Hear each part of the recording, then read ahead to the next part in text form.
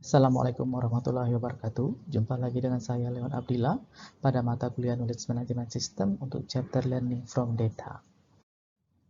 Kita review terlebih dahulu pertemuan pada materi sebelumnya, yaitu ada Fundamental of Knowledge Transfer, Knowledge Transfer Factors, Guidelines for Successful Knowledge Transfer and Sharing, Employees' Vocational Needs, Strategies of Knowledge Transfers.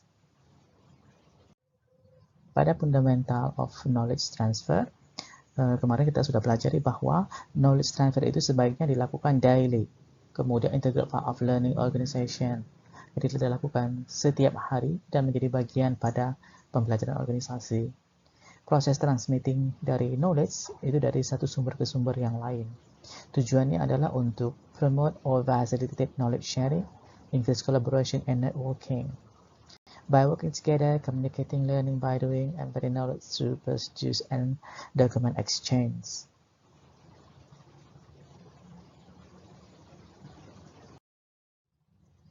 Kemudian untuk knowledge transfer factors itu ada 3.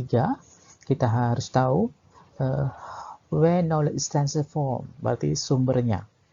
Boleh berupa knowledge basis, innovation, lesson learned, program, books, experts, article, or data warehouse. Kemudian media, perantara ya yang digunakan. Bisa LAN, wire transmission, secure versus unsecure lines, or encrypt or plain text. Kemudian baru tujuannya atau where knowledge is transferred to. Boleh apprentice, users, dan computer, a team, dan lain-lain. Ini ada guideline bagaimana knowledge transfer and sharing itu bisa berhasil. Mulai dari building an atmosphere of trust within the organization, collaboration, creating culture, reasoning, knowing, doing is better than talking, and kemudian reward, baru juga job satisfaction. Nah, selanjutnya, knowledge transfer juga membutuhkan employees vocational need, seperti ability utilization, seterusnya sampai level of responsibility, recognition, status, job security, variety, and work condition. Nah, hal-hal inilah yang perlu diperhatikan agar knowledge transfer and sharing-nya bisa berhasil. Strateginya bisa ada 3 ya. Kemudian untuk pertemuan kali ini kita akan fokus pada learning from data. Jadi apa saja yang kita pelajari dari data, kemudian teknologi apa yang bisa digunakan untuk mempelajarinya. Rencana pembelajaran divided into 5 section, mulai dari concept of learning, data visualization, neural network, association rule, dan implication-nya ya.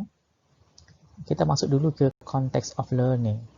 Jadi, learning itu adalah proses value added atau penambahan nilai, collaborative intelligent layer of knowledge management architecture. Jadi pada bagian collaborative intelligent layer. Teknologinya itu ada 6, artificial intelligence, expert system, case-based reasoning, data warehouses, intelligent agent, dan network. Nah, prosesnya, a process of filtering and transforming data into valid and usable knowledge. Kalau ada kata-kata filter, jadi bisa saja banyak aktivitas lain, tetapi yang kita ambil hanya yang berkontribusi positif, yang valid, ya, sehingga knowledge yang kita dapatkan itu yang valid dan useful. Kemudian baru automated via technology tools, ya, provide a collaborative learning environment for participants, enhance their ability to understand the process tasks when they are dealing with the prosesnya. Sedangkan tujuan dari pembelajarannya adalah improve the quality of communication and decision making. Knowledge yang ada itu perlu dikomunikasikan dari satu sumber ke tujuan, sehingga proses pengambilan keputusan menjadi berkualitas dan valid, gitu ya. Bagaimana di sini ada the way of to achieve this goal katanya. Perlu dilakukan hypothesis ya. Jadi kita harus cek terus knowledge yang ada pada suatu organisasi. Kemudian discover the pattern. Jadi data itu apabila sudah besar, sudah banyak, nanti kita akan ketemu pola-pola untuk kepentingan tertentu ya. Baru predict future trends and behavior. Nah, untuk learning from data approach itu ada 2, ada yang namanya top down. Ini dimulai dari generate idea, develop model, and validate. Yang kedua adalah bottom up. discover new atau unknown pattern. Baru kita cari relationship in datanya ya.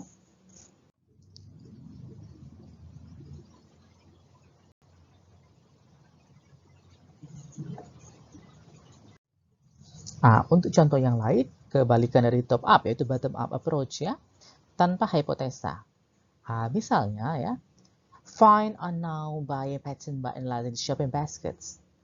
Jadi dilakukan misalnya ini dia akan menganalisa bagaimana shopping basket ya, dari orang-orang yang belanja di supermarket. Ternyata ditemukan pola short married males ya, laki-laki yang menikah age 21 to 27 berusia 21 sampai 27 shop for diapers also bought beer. Ternyata katanya orang laki-laki berusia 21 sampai 20 tahun kalau belanja pampers cenderung dia juga membeli bir. Seperti itu. Ini kan pola tertentu, ada relasi antara data. Maka apa keputusannya? Store decided that beer cases net to diaper self. Jadi store memutuskan ya untuk menumpuk tempat bir tadi berdekatan dengan apa? Diapers dengan tempat popok tadi. Gitu ya. Ini sampel saja ya. Kemudian data visualization.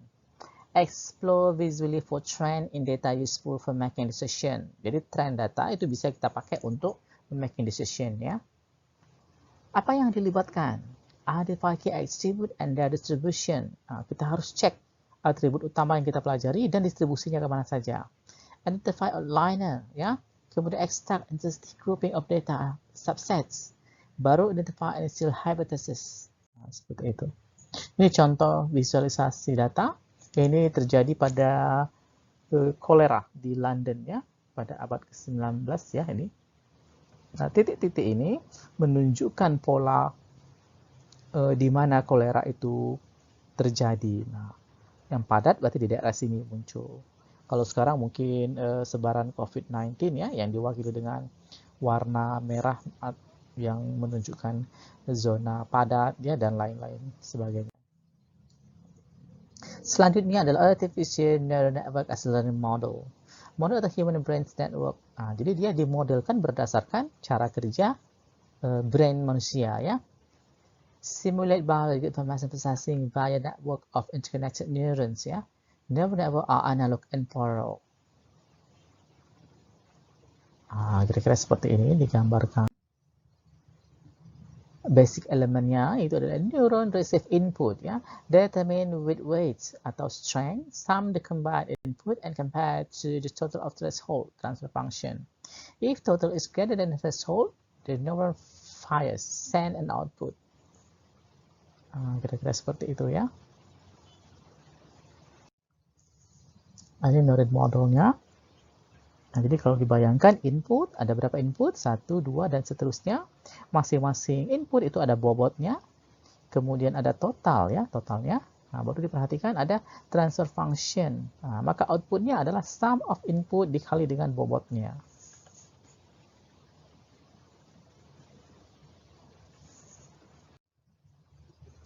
Learning in neural network itu terbagi dua, ada supervised dan ada unsupervised ya.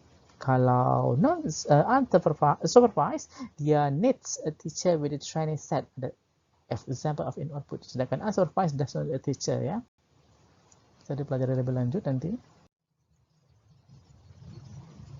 Untuk supervised learning, each element is training set is paired with an acceptable response. Never is expressed through the examples. Bobotnya itu adjust toward the goal state. Kira-kira seperti ini hasilnya. Ada output, ada targetnya, baru disesuaikan ya inputnya, ada pola-pola masing-masing. Ini contoh yang supervised network. Jadi contohnya ada 5 input ya, 1, 2, 3, 4, 5. Kemudian bagaimana hubungannya, outputnya seperti ini ya. Jadi ada solve firm, ada bankrupt firm, ini contohnya. Sedangkan unsupervised learning, no external factors can influence adjustments of input weight. Itu katanya ya. No advanced indication of correct and incorrect answer. Adjust through direct confrontation with new experience. Nah, jadi prediksi itu bisa kita buat dengan cara seperti ini. Ini unsupervised learning ya. Base aplikasinya bisa dilihat dari risiko manajemennya. Nah, contohnya apprise commercial loan application. Gitu ya.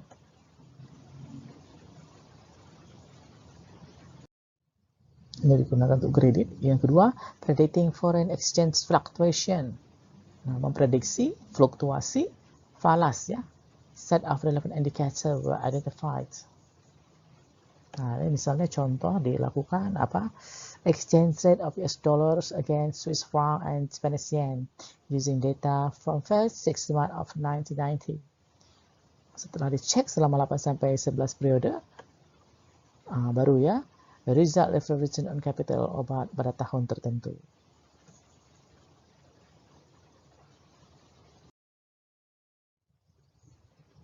Ini juga contohnya pada mortgage appraisal ya.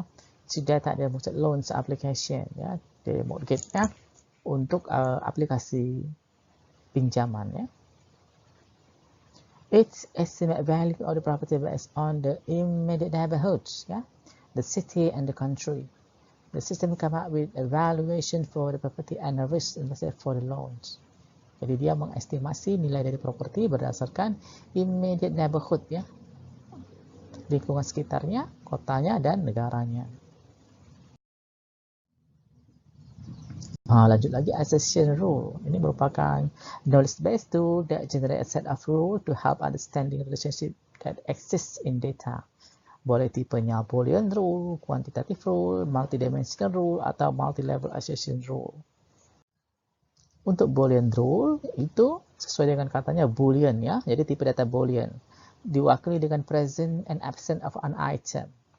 Contohnya, if a customer buys a PC and a 17 monitor, then he will buy a print.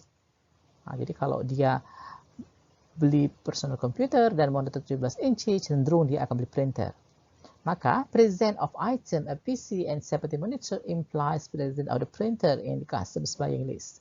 Kecenderungannya seperti itu ya. Ini pada saat laptop belum muncul ya, masih zaman PC dan tabung ya.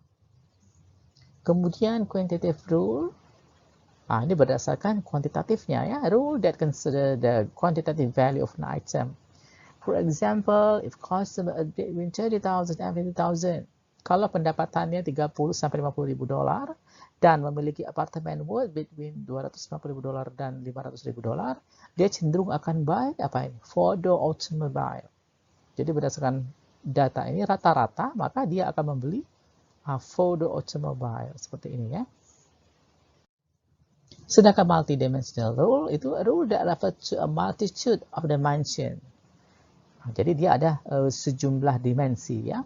Contohnya adalah if customers live in a big city. Berarti apa itu? Menunjukkan living location-nya ya. And earn more than 35,000. Jadi tinggal di kota besar, pendapatan lebih dari 35.000, dan he will buy a cellular phone.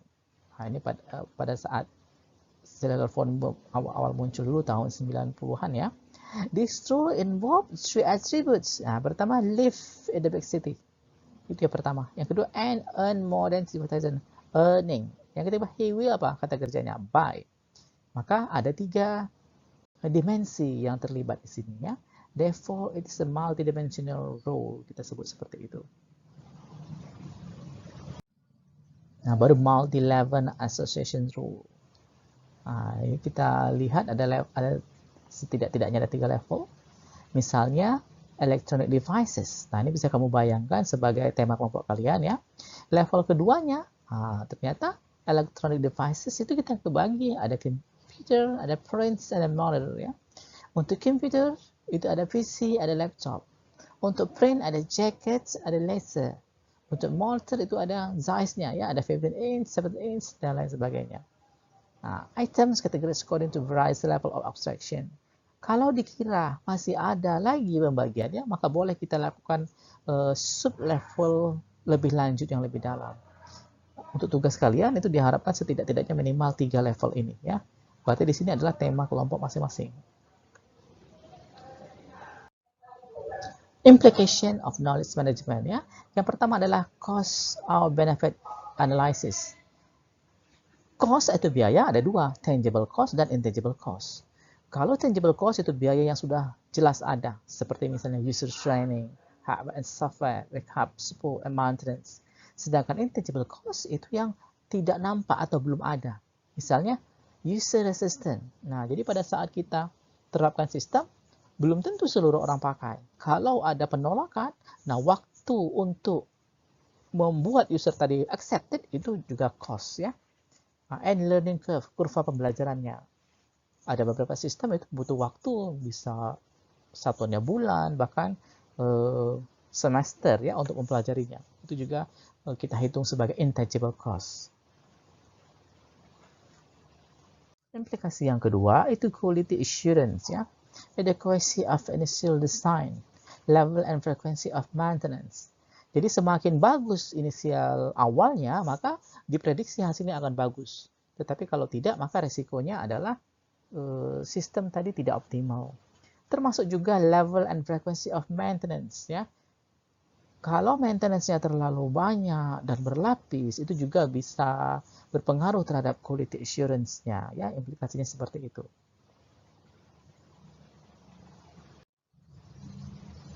Bagian ini masuk ke layer yang ketiga, ya, collaborative intelligence and filtering. Ini sudah ada sebagian contohnya, ada intelligent agent, network mining, customization, personalization. Nanti kalau kalian bisa fokus ke teknologi-teknologi yang sudah diberikan tadi, ya. Oke, jadi secara kesimpulan dapat kita define bahwa learning from data memiliki pendekatan bottom up dan top down. Kemudian untuk learning bisa melibatkan sejumlah teknologi, ya, mulai dari artificial intelligence, expert system, case-based reasoning, data warehousing, intelligent agent, sampai ke neural network.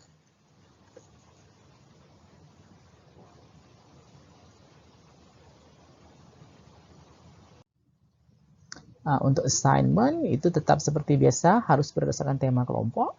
Yang kalian browse setiap kelompok at least 3 relevant technology. Jadi dari 6 tadi harus melibatkan 3 minimal, ya. Of learning from data, kemudian provide and email and put references from book, article, dan lain-lain. Jadi setiap teknologi itu harus dilengkapi dengan gambar yang mewakili teknologi tersebut yang bersesuaian dengan bidang kelompoknya. Save sesuai dengan template, nama mata kuliah, periodenya, semester, kelas ini kelas kalian masing-masing, 10 ini adalah assignment ke-10, group code, yang karakter, name-nya baru temanya apa, ya. Seperti biasa, store in Dropbox, kalau ada URL-nya baru nanti di-paste. Catatan yang di-paste hanya URL-nya saja langsung, tidak perlu ditambahi kata-kata sebelum dan sesudahnya. Jika perlu, dites terlebih dahulu pada web browser tersendiri atau pada tab terpisah. Kalau dia sudah run well, baru di post, di submit mission pada e-learning kita.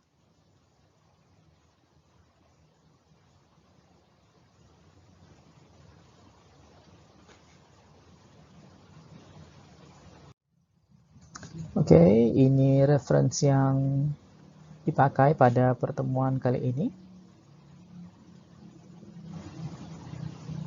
Dari jurnal, ini buku utama yang kita pakai, Awan and Ghaziri. Ini juga ada buku dari Balsan, kemudian Begra Fernandez, Davenport, kemudian juga tidak kalah dari Mayer, ya. Kemudian ini dari Nonaka, kemudian juga ada dari Pablos, baru Reynolds and Stay dari mata kuliah Information System. Kemudian untuk roadmap-nya dipakai dari Tiwana. Kemudian juga ada sejumlah informasi dari Falasih and Schneider.